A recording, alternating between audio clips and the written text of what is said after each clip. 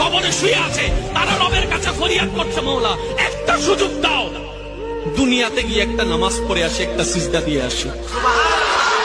কবরবাসী চিৎকার করে রবকে বলে, মওলা ভুল করেছি, ভুল করেছি, ভুল করেছি, একটা সুযোগ দাও।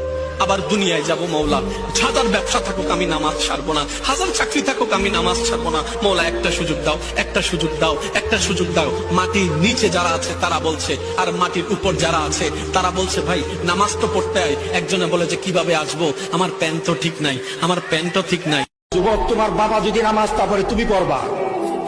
আজকে আমাদের মেয়েগুলিকে বলি, তোমার মা যদি নামাজ তা পড়ে তুমি নামাজ পড়বা, তোমার দাদা যদি নামাজ তা পড়ে তুমি নামাজ পড়ো। তোমাকে দেখে দেখে যেন তোমার পরিবারের নামাজ। মনে রেখো বান্দা, দুনিয়া নিয়ে ব্যস্ত হয়ে গেলা। আল্লাহকুমুত তাকাসুর, দুনিয়া বাড়ানোর নেশা তোমাদেরকে আমি আল্লাহ থেকে, ইবাদত থেকে গাফেল করে দিল। হাত্তা জুরতুমুল মাকাবির, মনে রেখো এরই মধ্যে একদিন তুমি পৌঁছে যাবে কবরস্থানে। মনোযোগ দিলেও মরে যাইবা, অমনোযোগ হইলেও মরে যাইবা, সেজদা দিলেও মরে যাইবা, নাফরমানি করলেও মরে যাইবা।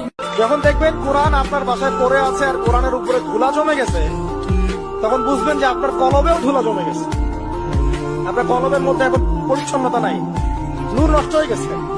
যারা আজকে কবরে শুয়ে আছে তারা রবের কাছে ফরিয়াদ